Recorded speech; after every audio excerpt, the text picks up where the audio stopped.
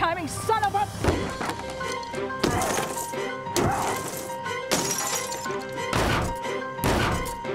Honey, what are you doing?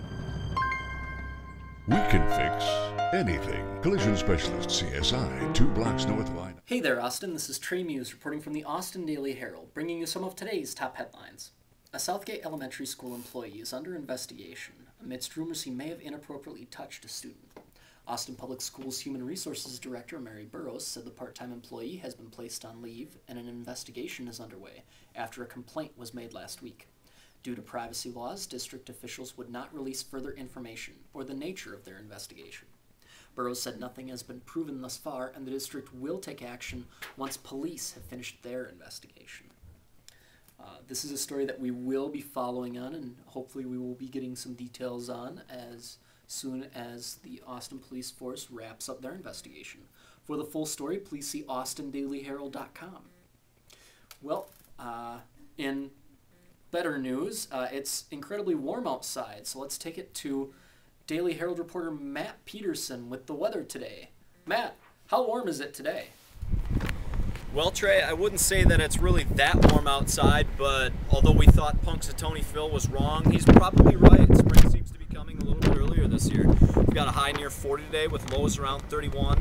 It'll mostly be cloudy today, and this unseasonably warm weather could cause some drizzles later on in the week, too. Tomorrow looks sunny and unseasonably warm again at a high of 42 degrees, with Thursday's high actually at 47 and a chance of rain there, too. While temps will drop to mid-30s over the weekend, it's still very unusual. If this is February, I can't wait to see what March is going to look like. That's all we have for weather on the roof today. Let's take it back to you. Trey? Thanks, Matt.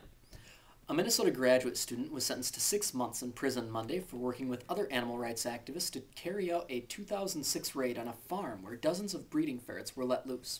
U.S. District Judge John Jarvie ordered Scott Ryan DeMuth taken into custody immediately over the objections of his defense attorney. U.S. Marshals handcuffed the pony-tailed DeMuth and escorted him out of the courtroom at the federal courthouse in Davenport, which was partially filled with his friends and family members.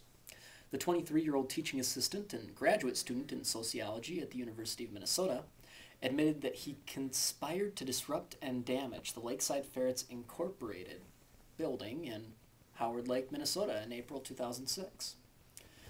In other state news, Governor Mark Dayton is presenting a 2-year budget plan on Tuesday, sharing his ideas for raising taxes and cutting spending to fix a gaping deficit. Dayton says he'll make good on a campaign promise to propose a new 4th tier to the state's income tax bracket. That would affect Minnesotans with incomes in the 6-figure salary range or higher. The governor will reportedly ask lawmakers to spare city and county governments from state payment cuts in hopes of avoiding property tax increases, according to a Capitol official familiar with Dayton's proposal. Well, that's it for today's top headlines. For more news about your community and your town, please go to austindailyherald.com. For the Daily Herald, I'm Trey Muse, saying that's the way it is today.